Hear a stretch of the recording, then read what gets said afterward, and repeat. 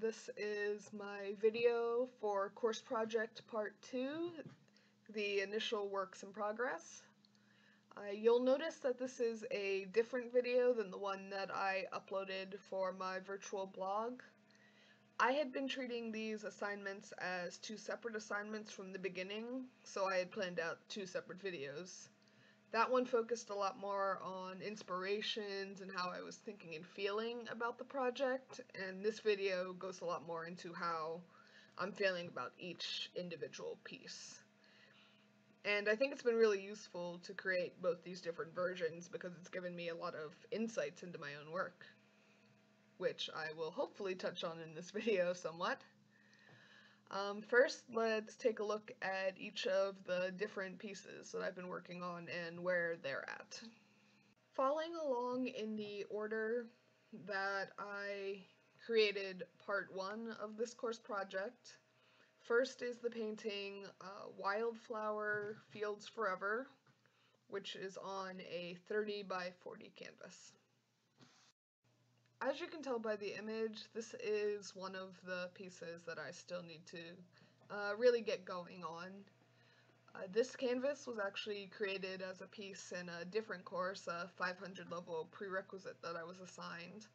And I put this textured pattern down on the canvas and I wasn't sure where else to take it. But while I was writing the proposal for this course project, I had caught a glance of it and all I could think was, this texture looks kind of like wildflowers. And that, along with the musical inspiration from the Beatles song Strawberry Fields Forever, and inspiration from the photos that I shared in the proposal, I got the idea to make this piece. I really need to get started on this piece soon if I'm going to complete this one for this project. My second piece is Koi Ponds. It is a 20 by 20 hand-stretched canvas. Such a beautiful piece, isn't it? No, this is one that I also admit that I need to get started on, but koi ponds I'm not actually worried about. I've had a lot of experience painting water before. I grew up near a river, which I based my undergraduate painting senior show on. So I've really explored painting water before, and I'm confident that I can get the background for this piece finished. This piece is also the least technically complicated, as it has the least 3D forms to figure out. What I do want to figure out, especially in this piece, is getting the lotus flowers that I want to include to actually pop up off the page instead of just laying flat. And that's one of the challenges that I'm going to have for this piece. I'm thinking of either using wire or built-up paint underneath the petals to help raise them up. Next is my piece titled Innocence, which is on a 9 by 12 canvas. This is the piece based off of Exercise 1. This is the piece that I feel is the most technically complete out of all of my works. I did get ahead on this piece because I was trying to complete as much of it as I could alongside of Exercise 1 and the research that I did alongside that. As you can see, and I'll share in a second, I've done some process recording for these pieces just to explore how I'm creating and to show how I'm creating these works. So as you can see here, I'm creating this work off of the triangle form that I discovered through my tracing of the original painting.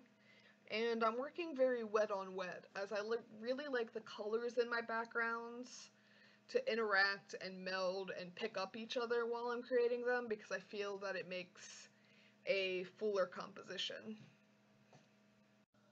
While I'm creating the background, I'm also trying to focus on thinking where I'm going to place the flowers on top of this. And that's why I begin to frame the paint in that circular shape in the upper left as preparation for the flowers that will later lay on top of it. I think that this piece begins to show what type of work inspires my own work. I've always called my work really impressionistic based on the brushstroke style that I use. Very thick, visible paint marks. You can tell every brush mark that I'm making and how they interact within the canvas. And to me, that's impressionistic. And for this piece, I was originally going to be making the flowers life-sized, but I think that I'm actually going to shrink them down to match the size of the vase and the canvas itself. So it's not overwhelming the whole composition with these flowers. I feel it'll be a more balanced composition if I do it that way. This is my fourth piece, titled Calla Lilies. It is on a 10 by 20 stretched canvas. Calla Lilies is a piece that I've had the idea for a while, but I just wasn't sure how to go about it because calla lilies, they're a simple flower, but to portray them you have to get those features of the flower 100%, and I wasn't sure how to do that in my work where I struggle with depth and perspective. And I think going 3D is going to really help with this process. This is another painting that I have a process video for. In this piece, I'm again working wet on wet, this time placing gesso down first and then dropping globs of paint and mixing them directly on the canvas. Over top of it, I then do a few wash layers to change the color of the background until I get the color that I eventually want it to be. I use this layering wash method because I really like how the undercolors affect the overcolors in the end. For this piece, I'm going to darken the background a bit more to offset the bright white and yellows of the calla lilies. The challenge for this piece is getting the form to actually become circular on the canvas and to stay circular. And I think I'm going to achieve this by putting wire inside the flower form itself, although I'm not sure if I'm going to include that inside the paint or just inside the flower while I'm creating it. This one will be a bit of an experiment, because I'm also going to be experimenting with creating the stamen of the flower as well here. This next piece is Vase, which is a wire form covered in gessoed paper mache on top of a 5x7 stretched canvas. This is the piece that I consider the most radical of my current work because it's really taking into question where the line between sculpture and painting meet. As you can see in this process video, I had a lot of help from my dad with this project. He's a carpenter by trade, so he's always been very hands-on, has always taught me to be very hands-on. And he always has these great ideas, and he really understands how to make things work. And I don't think I would have been able to create this form without his assistance. The following images are an example of how the wire form is actually attached to the canvas itself underneath. And then I cover the canvas, or I cover the vase rather, with gessoed paper to create a canvas-like texture on top of there, while also creating this homemade vase look. And I plan to cover this with paint to fill in the visible gaps that you can still see as well. Vase form actually turned out really interesting because from pretty much whatever angle you're viewing it, you can only really see the paint, the paper part of it. And let me show you here. So like if you're twisting it, you can kind of see the wire, but all you can really see is this vase form. And I just really like how this is working out. Like, I think it's a really interesting piece. I'm really excited to try and make more this way. But the challenge for this piece is trying to think, how am I going to hang it? I was thinking maybe if there was something you could attach to the side here and then have something on the wall that you can just slide it onto and attach it that way maybe. I don't know.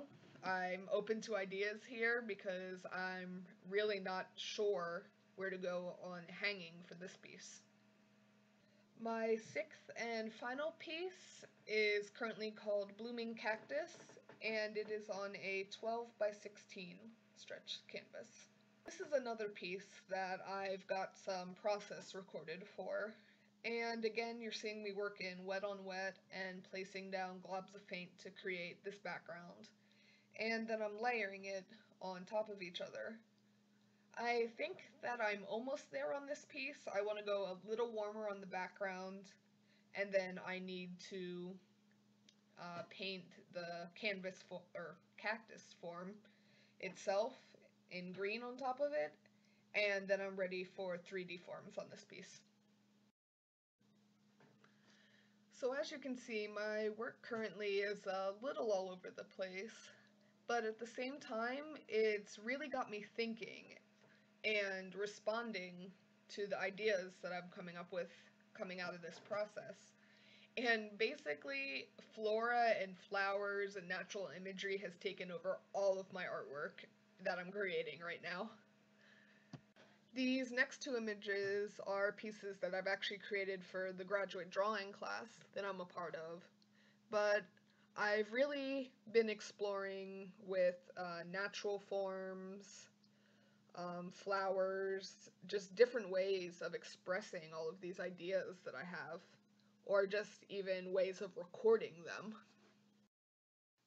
Then finally, I just wanted to share a couple clips that I shared in the other video of the gardens that I grew up around, because I think it's really poignant to see my work juxtaposed against these. Because it's very natural environment. There's butterflies flying around. There's this natural wildlife interacting. But this is an urban setting, and I grew up in this environment. So of course I'm going to be responding to it somehow, especially through this kind of work. So that's a brief look at where my course project currently is and some of the influences and ideas that I'm getting coming out of this project. I've got a really good couple ideas for some more paintings that maybe I'll get to include in this course project, or maybe another one. And this project's also brought up some interesting ideas on how work that's 3D like this can affect how these artworks are perceptually viewed. But that's also another idea for another time or another video.